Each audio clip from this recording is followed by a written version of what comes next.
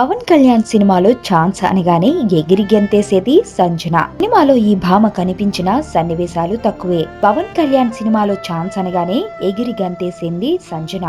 అందుకే ఏ వేషమని అడగకుండానే ఒప్పేసుకుంది. కట్ చేస్తే సినిమాలో ఈ భామ కనిపించిన సన్నివేశాలు తక్కువే. అందున ఈమెని గుర్తుపట్టలేని విధంగా ఉండటంతో అసలు సంజన ఈ సినిమాలో ఉందన్న విషయమే మర్చిపోయారు. విలన్ శరద్ కేల్కర్ భార్యగా నటించింది సంజన. కానీ ఆ పాత్రకు తగినంత ప్రాధాన్యత లేకపోవడంతో అసలు సంజన ఉంది అన్న విషయమే తెలియలేదు జనాలకు. అయినా ప్రభాస్తో బుజ్జిగాడు చిత్రంలో నటించిన తర్వాత చాలా చిత్రాల్లో హీరోయిన్ గా నటించినప్పటికీ తెలుగులో మాత్రం సరైన ఛాన్సులు రాలేదు ఈ భామకు.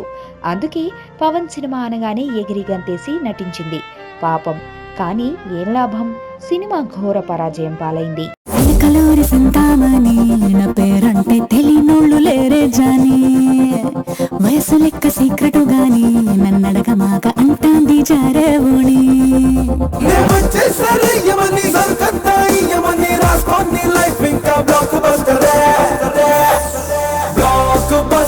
బ్లాక్ బస్టర్ నీ లైఫ్ బ్లాక్